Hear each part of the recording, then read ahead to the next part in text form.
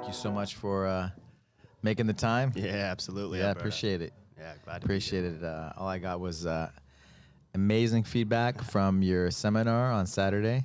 Heck yeah. So thanks. yesterday was Sunday, right? So yeah, from Saturday. So yeah. thank you so much for Of course, man. sharing your knowledge. Yeah, dude, it was a great time. Got to go. I've been working a lot of 2-on-1s for my guard play, and that's been a big change for me. And it was fun to share that, and then the old school guillotine as well. So that was a lot of fun, man. Your guillotine and arm drags. Yes, exactly. Yeah. It's been a big part of the no-gi game because you don't have anything to grab in no-gi, right? Most of the grips just slip right away. But if you get a 2-on-1, you can hold that for an extended period and start off balancing people. And like the main concept that's helped me out a lot with my guard play is trying to get their hands to the floor. Really, no matter where off balancing them. Yeah, exactly. No matter where you're playing in guard, you want to get their hand to the floor because a hand that's on the floor can't do anything to you. But if it's up off the mat, it can do all sorts of bad stuff to you. Yeah. Nice. Yeah. How did you get into what? How did you?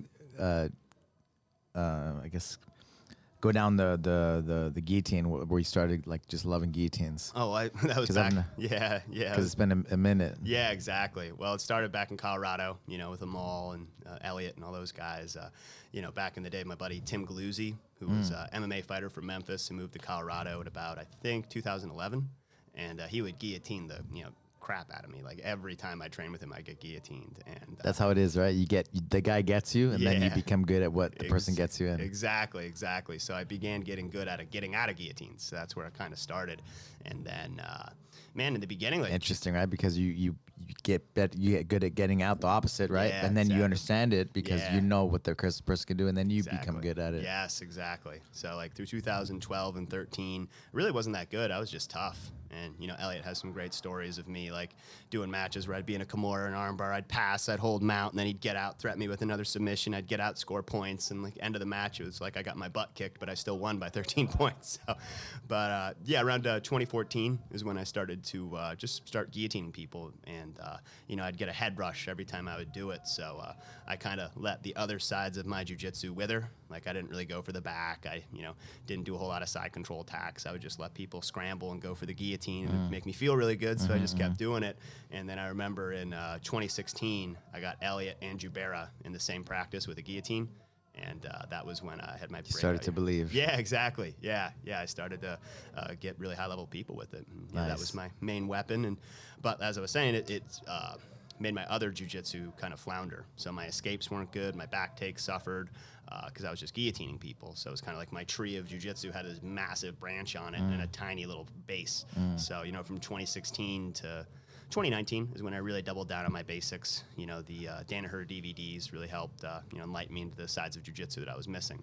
And, studied that up a bunch, had a great year. I think that the last time we talked, I remember you telling me that, that was like you just started studying and doing work. Yeah, exactly. Day in and day out. Yeah, exactly. Which has been good. I've let that flounder just a little bit, in the past couple months. I've been heavily focused on this training job and my own strength and conditioning, and that's been my area that I focused in on. But I do really want to get back into disciplined study of the leg locks. Like actually, Gordon just posted a quick snippet of his leg lock DVD, and he shows that when you're going for a heel hook, you don't go after the heel, you bring the hand to your back. And then you let the hand fumble forward. And I actually got a few heel hooks today when I was training down there and made that work real well. Because you don't want to aim for the heel, you aim for your back. And then the hand slips. And they give you the position because of that. Yeah, exactly. Yeah. So I've been looking at that, and I definitely want to keep studying, in those areas. What made you fall in love with no-gi? Because you won the ADCC West Coast Trials. How many matches did you have? That was 6 matches. 6 matches. Yeah. That was it was all day long, right? One day, yeah. It was a crazy event. So it started like in the morning, right? Yep. We got there and weighed in at 7:30 a.m. And then this was back, not that far in the day, only 3 years ago, but the event has just transcended itself. It's such a different beast now than it was back then. With Mo being involved. And yes, exactly. They've really organization. Changed it. Seth Daniels plays a big role in that too, making it look just like a real world-class sports event. Did you go to the last ADCC? Yep, I was there. It was really fun to watch. Little disappointing for sure. I would have really enjoyed to participate in that event, and I competed in the open there too, and I had a rough showing, man. I got heel hooked twice. It was one of the more bitter events that I've ever had. But a lot of that had to do with my head just not really being in the right place. You know, I had, since I left Colorado in 2020, it was tough. You know, it was tough to find my own place in the world. And, training partners and. Well, I worked for a few schools and things didn't quite work out there. And my own training suffered quite a bit. I wasn't really sleeping well. I wasn't taking care of myself. I was abusing some things I shouldn't have been abusing. And, it took a move back to Tampa in February of last year. So I've been in the same house for about a year. What brought you to Tampa, Florida? My good friend Josh Leduc. Him and I have been, talking, interacting since about 2020. And, he has a great school there with some great guys, and he hooked me up with a place to live with this great man, Gino Tutera. Okay. And he is my, thank you. Okay. He's like my main training partner. He's a chef, so I get to eat great food every day. Yeah. So, like, nice. My diet's been awesome.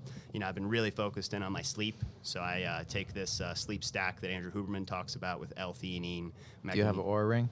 No, I don't. I have a Whoop that I need that I got to get that reset back up. Okay. But yeah, so I've been very disciplined in my routines. Not, I've been on vacation here. It hasn't been that sharp, but I try to get an evening routine started about 9 p.m. and then try to get my head on the pillow at about 10. And I find if I do that, usually waking up around 6, I'm able to wake up and get things going. When the sun comes up. Yeah, and that's something that Huberman talks about. Like, you want to be outside for about 2 to 10 minutes during the sun rises and the sun sets, and that helps set your circadian rhythm. And that's been a powerful tool for me, just trying to make myself feel better day to day and get more done with the day. Walking around, right? Looking around while you're walking, right? Yeah, exactly. When there's this thing like as your eyes move side to side as you're walking forward or moving forward in space, it does a lot to help you overcome trauma. So the fear response gets minimized when you're involved in forward movement. So it's actually a really good way to handle the traumas that you've been through, is just get outside, walk side to side, eyeways movement. Like what traumas, like injuries and just... Yeah, just, injuries and, a few other things. What kind of traumas? Oh, well, probably the big one. There was a car accident that I was in, my freshman year of college. That was quite traumatic. Yeah. And, wow, so you just walking in the streets. Yeah, can help, like, try to mitigate some of those, bad memories and help you push through them. It actually, like, turns off your amygdala when you're walking forward. Yeah. So trying to get those demons all squared away, and, and it's worked well. My amygdala is like the little almond-shaped thing near the fight or flight response, right? Exactly. Yeah. And, just... because the walking in space, right? Forward motion, like your vestibular system, right, is how your head moves in space. So it's integrating with your eyes. So moving your eyes, and it's really important for them to be on the same page. And moving forward, move with your head, and then moving your eyes, and then of course all your body moving, all the different joints and ligaments and skin, right, moving in space. And so they're all talking, and they're clearing up the GPS, right, of. Maybe it gets cloudy from trauma, right? Yeah, exactly. It like seizes up, right? Like there's our tissues, our brain, right? Which is our brain that seizes up, and then we're not sure, right? We're not sure, and doing that clears that the GPS, like the map of the GPS, right? Yes, absolutely. Like when you go off of Wi-Fi and it's like blurry, right? But then when you get back on Wi-Fi, you can zoom in on the your whole on the roads and stuff. Integrated, things are moving. That's it, integrated. So my morning routine, I try to, most days, more days than not. Like, I'll wake up, make my bed, brush teeth, contacts, then... like a routine. Yeah, go downstairs. Then I have a little mobility routine that I do that takes about 20 minutes. Then I'll go outside, I read, I journal. Then I use this Bosrutin O2 trainer, which is really useful for building up your diaphragm, because most everybody breathes wrong. Like, we use there's this great book, Breathing for Warriors, that talks about how we use our accessory breathing muscles, like our chest and whatnot, when we want to use our diaphragm. So it's one of the few tools out there that you can really build your diaphragm up and focus on your nasal breathing as well. So I'll do that. I jump on a trampoline. Then I do foundation training, knees over toes. So the whole routine takes about 2 hours. Then at that point, I'll do any dishes if there are dishes to do. Then I'll meditate. This Sanguru guy, he has this meditation app that I try to use daily.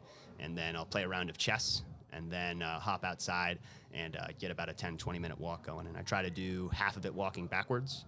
Okay. Yeah. There's this knees over toes guy. He actually is in Clearwater, Florida. Yeah. But apparently that really helps change how you use your knees and draws a lot of fluid into the areas that need it. Okay. Yeah. Cool. So walking backwards has been a good tool. What you've had some injuries, right? Plenty. Plenty. Yeah, we all do, right? Right. Yeah. I've had a couple really bad knee injuries that, have held me back. And, I think one of the best tools for recovering from a knee injury is tibialis raises. You just lay your back on a wall, walk your feet out a bit, pick your toes up, let them go back down, pick your toes up, put them back down. And that helps build that muscle in front of the calf that most of us never use ever. And it's super important, especially for the dummy sweep. When you're hooking with your ankles, if you don't ever build that muscle, you're not going to have a strong dummy sweep. So, doing a lot of those, and then calf raises in addition to that. And then a couple other funny things that he does as well. They're all designed to build the muscle around the knee that can help stabilize it. And so I've been really enjoying that, and I think it's helping to boost my athleticism quite a bit. Awesome. Cool. Yeah. Have I ever shown you that tensegrity model? It's like a bunch of rubber bands and sticks. Yeah, you did show me that. Yeah, the fascia's all connected together. Just our bodies, right? Like our everything is interconnected. Yes, exactly. Like we talk about ligaments and tendons and muscles, but it's all interconnected with everything. Yeah, exactly. Yeah, one thing's out of position affects everything. And so like moving all your stuff, right? Like we do at the beginning of the tactical classes, right? Yeah. But just moving your whole body. Yeah. That's been like right when I left Jersey in 2021, I got one of the craziest concussions I've ever gotten. Right. And that held me back really, really. That's one of the traumas. That's really common, That's really common. Yeah. People don't realize that. Just even in jiu-jitsu grappling, there's no strikes. Yeah. But stuff happens where you hit heads or somebody hits you or whatever. Just you fall on the ground and you hit your head really hard. Yeah. Somebody hit me with their elbow. There you go. Harder than he could have if he hit me standing. Right. And it was kind of funny because I kept training after. Right. Like I got hit and I just kind of smiled. You and don't I waved realize. it off and I beat him up. I beat up the owner. I beat up a tough black belt. I beat up another black belt. And then I stood up and the adrenaline started going away. And I remember seeing like a crack in my vision. And I was like, well, that's not good. And then we took a picture. I walked back into the locker room and I kept dropping my phone because these 3 fingers wouldn't work. And then I tried to tie my shoes. I couldn't do that because these fingers wouldn't work. And I'm like, oh, this isn't good. And then I get in my buddy Freddie's car. Thank goodness I didn't drive myself there. Right. And I stopped I stopped being able to speak. So I was like, there you go. Yeah, it was horrifying. Wow. And like you're sitting there and you're just wondering, shoot, man, am I going to keep declining? But, we got to the hospital. CT scan showed nothing was wrong. I should have gotten an MRI because there could have been some more damage there. But that's one of the hardest injuries I've had. So how did you recover from that, or what did you do to? What you went to the hospital? What did they have you do? Because it's important, right? Absolutely nothing. You get a concussion, and there's some things you can do right away. Again, release. I'm always talking about releasing the tension, like that fascia thing. Everything's interconnected, and so all the top concussion guys, right? Yeah. They have you like release tension in in the back of the neck, the skull, the crown of the back, the top of the neck, the bottom of the skull, right? Yep. The back of your neck. Yeah. And it's but staying out of where you get sick or it's too much, but you can release tension the same way. Yeah. So I'm curious, what did they tell you to do? Absolutely nothing. Yep. Just like any other standard Western care, they took a CT scan, said you're good, get out of here. And I suffered a lot those next couple weeks. Couple weeks. Yeah. Honestly, so it took 2 weeks after I got the concussion, I moved to Detroit. And why are you moving to Detroit? What's in Detroit? Detroit? There's a school there. I have a friend of mine, Alex, Okay, and he set me up real nicely. And Okay. he has this trainer, Guy Monarchs, who really revolutionized my strength and conditioning. Okay, so okay. really, I was there to train with Guy. That Okay, was the main reason okay. I wanted to go there. Cool. And after a few months, things didn't work out, and I decided to move on. Okay. But when I was there, I saw a chiropractor, and he busted up the other side of my neck. Like, he adjusted me without telling me, grabbed my chin and punched my neck and messed up the other side of it. So I got injured in mid-September. I didn't train again till Christmas. Like, it was pretty horrible. Like, it was one of the worst injuries I've ever. After your concussion. Yeah. Well, my neck was so messed up. Like, anything that would bend my head forward just hurt horribly. So I couldn't really train till Christmas. And then started to get back into good health. Guy did a good job training me. But I felt we did too much work for the pecs and not enough work for my back and neck. And so eventually I decided to leave Detroit, and my neck's still huge injury, and then competed at EBI, and I got my arm busted up. And so this arm on the same side as my neck made the neck injury even worse.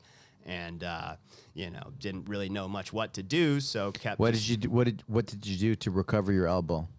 So I did a lot of rehab for it, just putting a band on there and then moving my arm this way, moving my arm this way, moving my arm that way. How often did you do it? Every day. Like, I felt like how many times a day? About 2 times a day. Okay. Yeah. I felt like that Greek legend where the guy pushes the rock up the hill, the rock falls down the hill, you push the rock back up the hill for 6-7 months. That was when So I went to the Panhandle. So I went Detroit, left Detroit, Panhandle for 2 months, and then moved back to Tampa in June. And then so from June till about August, just rehab every day, just pushing that rock up the hill, letting it fall down, pushing that rock up the hill, letting it fall down. And really wasn't that healthy. My arm wasn't that strong, and that's why at the ADCC Open, I really had a poor performance. But, you know, I had the time. This last one. Yes, the one in 2022.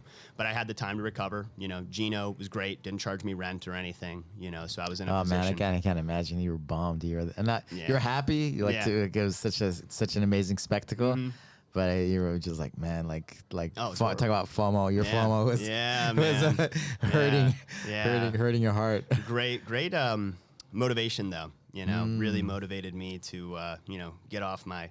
The main thing that I'm very happy that I've gotten it off. But I, you know, would smoke cannabis every day just to ridiculous amounts, and that was my main means of mitigating my trauma. You know, because you know, from 2020 to 2022 is just one bad event after the other, after the other, after the other. You know, and that's how you dealt with it. Yeah, I just shut everything off. You know, it's a great numbing agent. And, you know, I would do that, and I'd study a little bit. I'd go do training, but then I would just shut off and wouldn't do anything. I'd just look at my phone and just let hours slip by. And, you know, so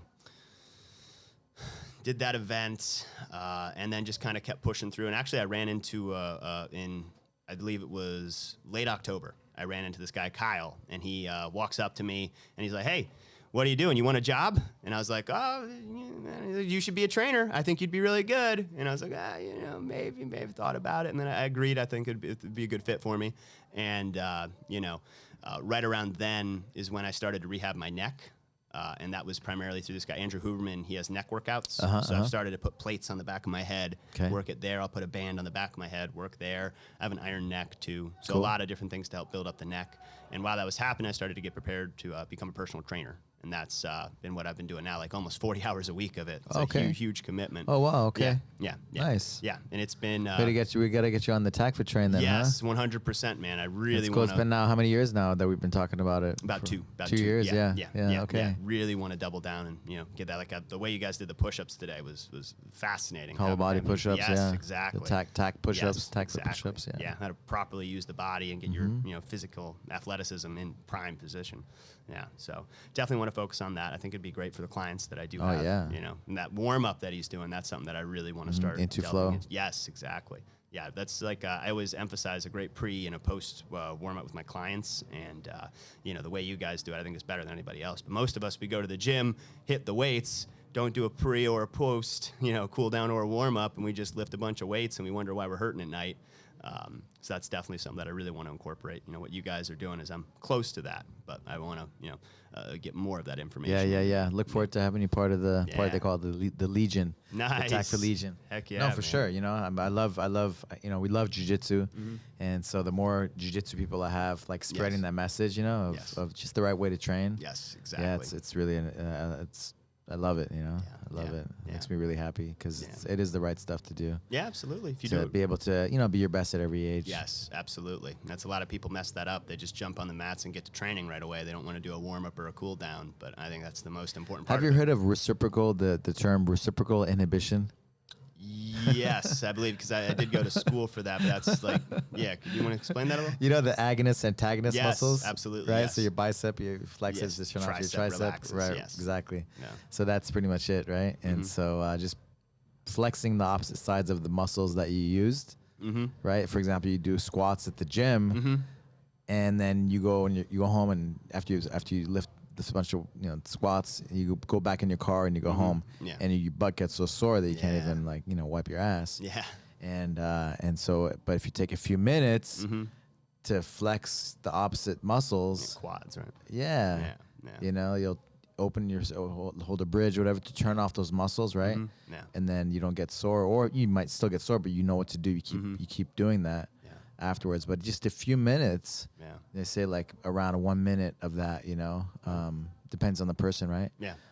But on average, of doing that will turn off the absolutely. muscles, because they you get so sore because they stay on after. Yeah, absolutely. And that's something that I'm trying to double down on my own training, is to organize it better. Because, I mean, man, the honest truth is I'd just go to the gym, one exercise, the next, pretty random. But now that I'm actually writing programs for other people and trying to outline their training, it's turned to me outlining my training a lot more. And you'll get way more done if you're focusing on just a few groups of the body, hitting them really hard. It shouldn't take 2 hours. Usually for me, it's like a 30-minute warm-up, 2-hour lift, 30-minute cool-down, and that's probably too much. So I definitely want to organize my training a little bit better. Yeah, as they say, you get stronger in the recovery. Yes, exactly. And like, I know, like, you know, you're younger than me, but man, it's like still hard to wrap your head around that. You know, you get stronger in the recovery. Like, what does that mean? You get stronger in the recovery, like harder. You got to go hard, you know? Yeah, exactly. Yes, you got to go hard, but you got to recover harder. Yes, That's where you're going to get stronger. Yeah. So what are you doing in your training to recover? That's part of your training. Yeah. The most important part, to be honest. Like, that's where you get stronger. Yeah. And that's how your body can adapt. That's how the ligaments, the tendons, the muscles, everything. Your brain, right? Your nervous system. And you stay out of pain. Like, that's been my main issue. That's why I reduce the inflammation. That's why I consume so much cannabis, which I haven't for about five weeks now. Yeah, haven't had any. I've been much clearer headed, waking up better. I dream now at night, which has been a huge change. Yeah. Interesting, right? Yeah. Kill the pain with what if it's one thing or another, right? Yeah, exactly. Kill the pain, emotional, or physical. Yeah, I mean, it's all connected, right? Also, why so many of our compatriots use the PEDs, because they're just in pain 24/7. It's the easy way out. You know, why do I need to do an hour of recovery work when I just shove a needle in my leg? And that's something that I've never really gone down into that route at all. I think there are huge benefits to doing it, but there's also a big cost to it. And there's a lot of power and knowledge you gain by pushing through that pain and trying to understand how to work around it. Mobility and flexibility routines, and that's a big area that I've been trying to focus in on. Nice, man. Big respect, man. You did a nice cool down with everybody too after the seminar. Yeah. Showed them so I was some really neck happy stretches. about that. Yeah.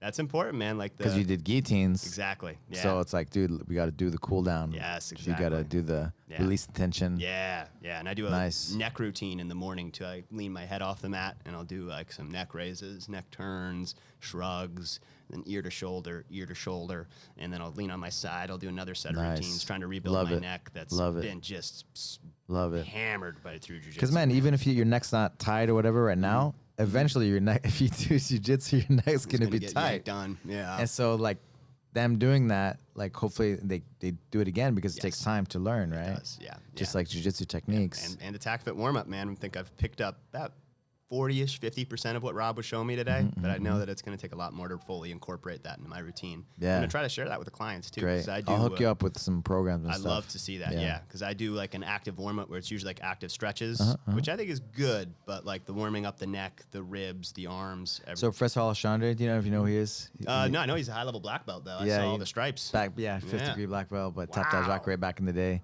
So, he had a crazy injury. He had open heart surgery. What? About a year and a half ago, and he's done all the tack fit certs, which aren't easy. But he was around me when when I was going through all the tack fit stuff, and he would listen, and he's like, "Yeah, cool," and he would do it with me because we're close.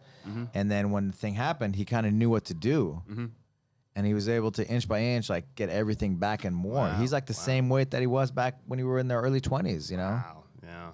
And he's like, I mean, he's ripped, But what's my point with saying that? No, it's just all the right stuff. And he's an ambassador, for TACFIT. He talks to everybody about it. All of our old jiu-jitsu friends who been training for a long time, and the overuse injuries and just overuse of things, being stuck in a position over and over. So he's able to help a lot of people because of the thing that happened to him. Yeah. And I feel like the same thing with you. You have a sense, more of a sense, right? Yeah. Awareness of just your knees and just your whole body. Yeah, overcoming trauma is the way to overcoming trauma. You can really absorb information. If things are easy, you're not really going to try and incorporate new information. But it's when you have to overcome. That's when you really start to learn, powerful pieces of information that you can share with other people and help them overcome their struggles. And if we all do our jobs correctly, we can have a much better world. Love it. Yeah. So those things can be a blessing in disguise, right? Yes. Well, that's those injuries. Unfortunately, like we don't want that to happen, but sometimes we need that. Yeah. Yeah. Sometimes we need that. Yeah, no, that's something that Jocko talks a lot about, like needing to overcome trials and, you know, going through hard things and, you know, recovering from them. And, you know, I have been very lucky to have had the opportunity to go through a lot of hard things and, you know, mainly through jiu-jitsu injuries, but, you know, other things that life has thrown at me that, you know, has really put me in difficult positions. And, you know, I've had to choose, you know, do I hide in my closet or do I get up and start doing the work I need to do? And, you know, recently I've been getting up and doing the work, and, you know, I want to continue doing that and keep pushing and growing and incorporating new pieces of information and becoming a stronger, better person and helping other people overcome their issues. That's it. Yeah. That's it. Beautiful. Yeah. Love it. Yeah. You grew up in Ventura? So I grew up in right in between Ventura and LA. So Okay. yeah, Agora Hills. Agora which is- Hills. Okay. Yeah, Okay. yeah, just Okay. just west a little bit of Calabasas. Yeah, Okay. Yeah. Really nice place. Yeah. Very boring, but a very nice place. Yeah. It's a good place to grow up. I met my wrestling coach there when I was 14, Ritter Bush, and that, you know, began my martial arts journey. Yeah. And how did you end up in Colorado? So high school was not my favorite. You wrestled time. in high school? Yes, I wrestled in high school and didn't get really the best grades and wasn't too focused on my future. You know, like a lot of young guys, I was pretty lost, didn't know what I wanted to do, and applied to Colorado and got in. And I knew they had a club team, so I was like, you know, I'll give it a shot. I'll go there. And, you know, it was a good decision. You know, I went there, and then I saw a mall had put up all the stickers for Easton's all over the place. And in my second semester, I walked into Easton Training Center and was like, I want to sign up right now. And she's like, oh, hold up. You got to take the trial class. We'll talk about it after. And I'm like, oh, okay. And then, you know, signed up at Easton's, and that, you know, was the next step of my martial arts journey. Yeah, which, you know, led me to where I am now, man. You know, about what? I think it's 12 years, almost 13, that I've been, you know, since I started training at Easton's in 2010. Yeah. Wow. Yeah. Wow. Yeah. Time goes by, huh? It does, yeah. And you got to make sure you're not letting it just float by willy-nilly. You know, you got to stay active and make sure you're taking advantage of the things. You're only young once, right? Yes, exactly. Yeah. And we think like we have forever.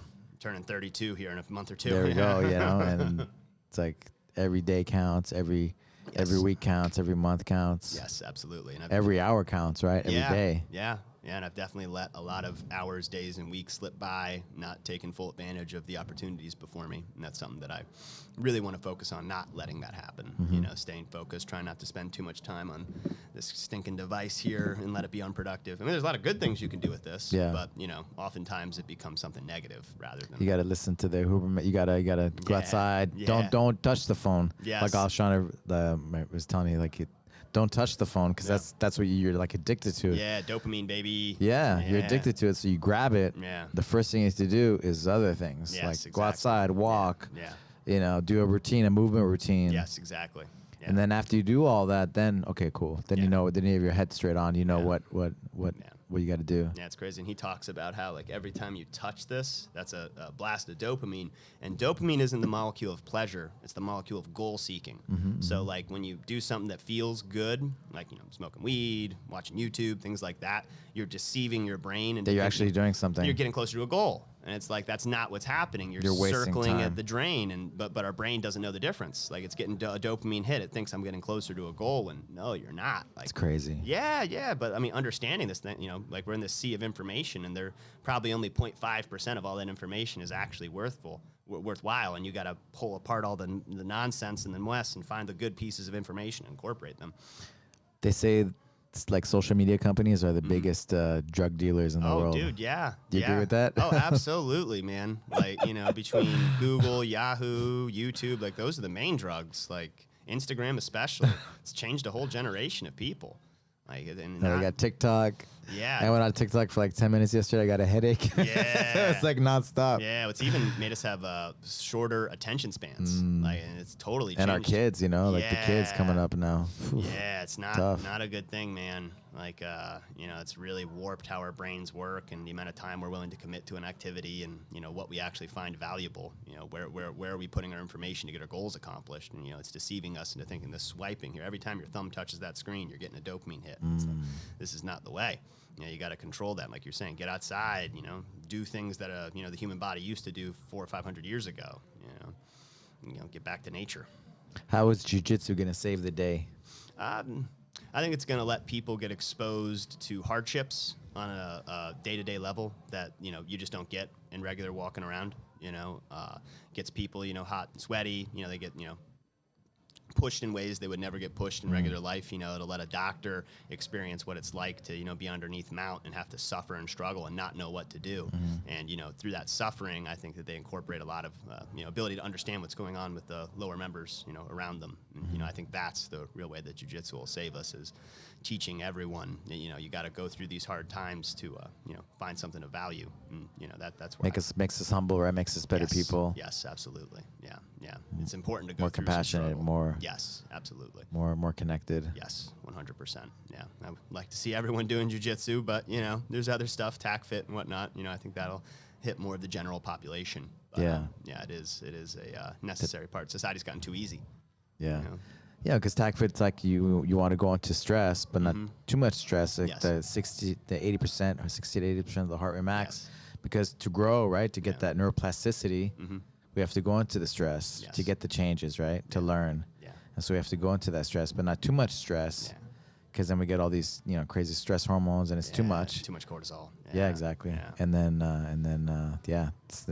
it's passive. What do you call it? Diminishing returns. Yes, right? which after is, that. Yeah, like I used to do 5 sessions a day back in 2013 and 14 when I was in early 20s, and my body could handle it. I could recover, but I was putting so much damage on my body that I didn't feel day to day to day. And you weren't recovering. No, not at all. You weren't doing any recovery techniques. Nope. Thought I was invincible. Yep. We didn't know what to do. Yeah, exactly. Yeah. Now there's an infinite amount of information out there on what to do. You just gotta, you know, push aside the stuff that isn't gonna help you. Find the good tidbits in the rough and put them in your pocket and incorporate those. Like, you know, a good pre-workout routine, a good routine in the middle, and then, you know, trying to do your cool down after, and making sure you find the time for that too. Because I've been very disciplined about that, especially over the past 5 weeks. You know, I've been hitting a really good warm up, hitting a solid workout, and then doing cool down after, and, you know, trying to do my mobility routine in the morning and then a stretching routine at night before I get to sleep. Yeah. Nice. Yeah. Nice. Yeah. Well, what do you love about, you've been personal training, right? A lot, mainly personal training. What do you love about that? It's definitely takes me out of my comfort zone. You know, I'm the type of guy that would like to keep his head down, you know, not engage with many people. And if there is an engagement, socially and stuff. Yeah, very awkward, very, you know, keep to myself. You know, I don't like to expose my feelings and opinions to others. You know, I try to keep myself, you know. And I got you doing a podcast up here, huh? Yes, exactly. Yes. No, this is the thing. I got to share more of the knowledge that I've acquired and get it out to the masses. I should start a YouTube page. Yeah. And, man, everybody's raving about you, man, on Sunday. Blowing up my phone. Yeah. Congratulations. Thank you, man. That makes me We feel have a lot really of like top guys coming through here, you know? Yeah. We have top guys coming through here. Yeah.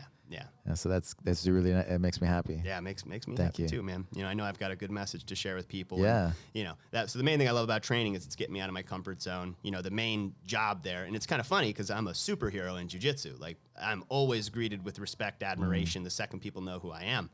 In that world, I'm like C tier at best. Like, I'm not a big, strong, strapping guy. Like, I look kind of fit, but people look at me and I'm not this top dog.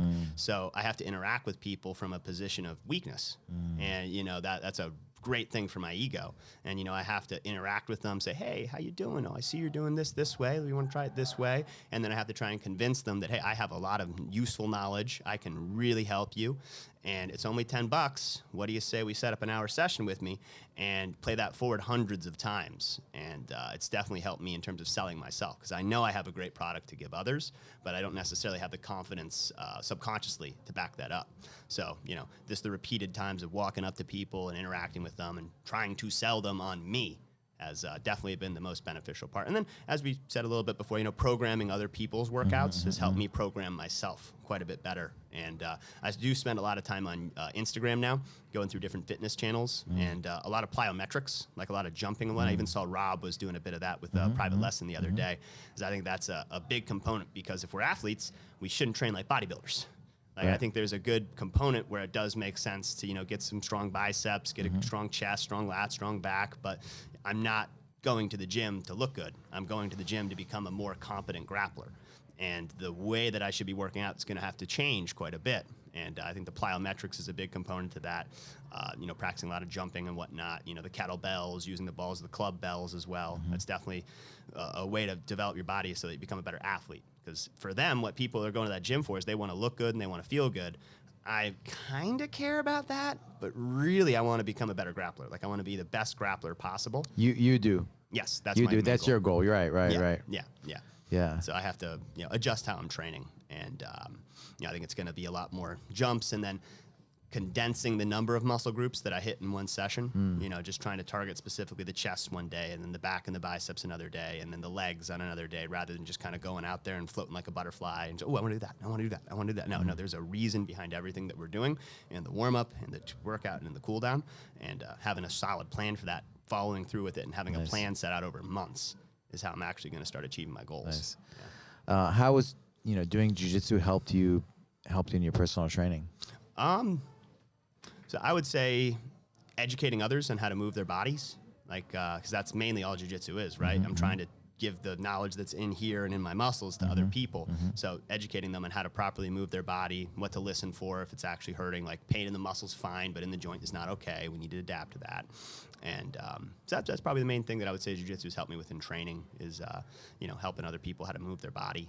And, not getting too upset if people don't want my help or information, just kind of like in jiu-jitsu, if somebody mounts you, you don't freak out and get frustrated. You say, okay, that's all right. I'm going to get my elbow in here. I'm going to move my hand here. I'm going to take a few breaths, and then I'm going to work for my escape, not letting that get me beat up either. Because that's most of what it is when you approach people. Like out of 100 people, 90 of them are going to say no, 10 of them are going to say maybe, and you got to convert those maybes to yeses. And, it's definitely a bit of a frustrating experience, but so it is with jiu-jitsu. Yeah. So you have to put yourself out there. Yeah, absolutely. You got to go through a lot of hardship before you can find those diamonds. And yeah. I have found 4. I have 4 clients right now, and I'm working to get more. But it's not an easy process. A lot of cold calls, a lot of cold approaches, and it's definitely helped me grow a lot. Yeah. When you were in high school, like you said, your high school was tough for you. Yeah. Quiet. You wrestled on high school? Yes, I wrestled, but I was always a quiet little nerdy guy, and always had a pretty difficult time making friends with people. And towards my senior year, I was a little bit more social and whatnot. But I'm always the kind of person that'd be much happier by myself. Not really interacting too much with other people. And it was all the big hitters. They're all introverts. Yes. Yeah. You're gonna. There's like one out of, I don't know what they say the numbers are, but they're all like introverts. Yes, absolutely. Well, it's you're putting your time into things of value rather than into not useless but social endeavors. I almost never go out on the weekends. I don't really go to the bars much. Usually trying to get to bed on time. And over the past 5 weeks, I have been using my time productively, trying to incorporate new information. And I think that's why most introverts find so much success, because most of their active time is spent working on their art rather than out enjoying themselves. And that's definitely where I've been for the past few weeks, and want to continue pushing that forward. I want to really make sure that the time that I do have available, I'm using it to help myself grow rather than just worthless pleasure circling the drain. Yeah. So you wrestled in high school. Like, did that help you? Like, did your dad or anything wrestle? No, black sheep in my family. Okay. Like, if you told my parents what my journey was going to be when I was like 1, they would have never believed you. Never. I mean, I climbed a lot of trees growing up, and I was a bit of an athlete, but I was 5'9", 119 pounds. Wow. I was a twig when I went into freshman year. So, you never would have assumed I would have become an athlete, especially, a pretty high-level jiu-jitsu guy. But, through wrestling, got a bit more confidence in myself. And, that was the only thing in my life I actually enjoyed doing. No school subjects appealed to me. I didn't want to go into business, didn't want to be a doctor, didn't want to, become an engineer. Those are really the 3 main paths you have available. And if those don't appeal to you, there really aren't that many options for you to go into. Maybe a trade would have been a good option for me. But when I was in high school, that was not discussed at all. Although right now in the current economy, looks like, being a plumber and electrician is a pretty good choice, man. Like, you can run your own business and do well for yourself. Yeah. Whereas if you were a coder for the past 10 years, shoot, you probably just lost your job. It's a very different economy than what we were told would become. Yeah. Like you said, get your college degree and you'll be fine. But there are hundreds of thousands of people with college degrees that are working as baristas and servers. Yeah. And that's, it's a different economy than what we were told it would be. Yeah. Interesting times, right? Yeah, for real. Yeah. Do you ever hear Elliot's story of his being in high school? Yeah, I know. He was very socially awkward, right? Yeah. I've heard bits and pieces of his time. It's pretty cool. Like he had like one, I guess he got in a fight or something, or something happened. He stood up for himself, and then he had one friend. Like, I think it was something. I'm gonna mess up the story, but like this, like towards like the last year of high school, and then on his way to Colorado, he made a choice. Like, I'm not gonna be that guy. Yeah. The antisocial, like, loner guy. Yeah. I'm gonna make friends. I'm gonna be more open. Yeah. Yeah. And you would never know that the way if you meet him now. No, right? The way he he's is. extremely open alpha guy. Yeah, yeah, he's very much the man. But it's cool how he, shares his being vulnerable Yes. and shares his story. Yes, yes, and I think there's a lot to gain when we're honest with ourselves, but most people don't want to be because that hurts. It's painful to be honest with yourself, But, by delving into your own problems and, trying to change yourself, your own willpower and volition, as he chose to do, that's where I'm at right now, trying to change myself, become something greater. And, it's difficult. It's very difficult. But there's, dragons are hiding the gold, right? If you want to get some gold, you got to go slay dragons. That's and it. They always look a little different, right? And usually they're dragons inside of you. And, getting over my own social awkwardness and interacting with people more, I know that's going to be my path forward. Because, as we said, I've got a lot of great things to share with people. Yeah, for sure. I just got to get over my own demons and, that fear that I have of getting out there and sharing my stuff. Yeah. Yeah. What are some goals? Right now, I want to look for the right city to open up my academy. I bet that'll be a year and a half off. I really want to focus on my training, get more clients, get a little bit more skilled in that regard. Double down on my leg locks, like ADCC Open. Few months ago, I got leg locked twice, so really trying to double down on that. And then my turtle escapes, doubling down on my jiu-jitsu, and then my own personal strength and conditioning. So those what I would say are my main goals right now is getting better at turtle, better at leg locks, my own strength and conditioning, and then focusing on training others and looking for a school. So 5 goals right there. Yeah. You're saying like we're saying out here in California, it's like ridiculous, right? The houses.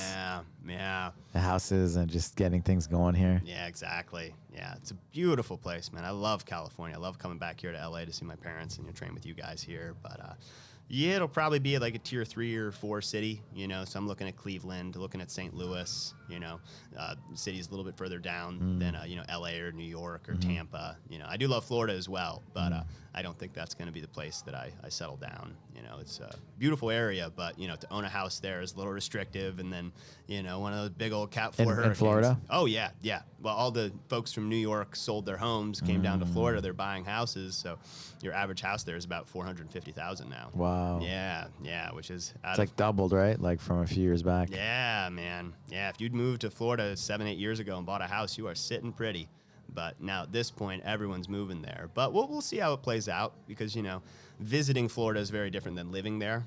It's a very expensive place to be, and it's crowded. It's kind of like the traffic there is almost as bad as LA. Really? Yeah. You're in Tampa, right? Well, I'm south of Tampa. In a little city called Palmetto. Palmetto, okay. Yeah, it's on the other side of Tampa Bay. Okay. And the big city where I work at is Bradenton, and that's like about an hour south of Tampa Bay. Okay. Of Tampa, and but it's a great place. It's a growing little city.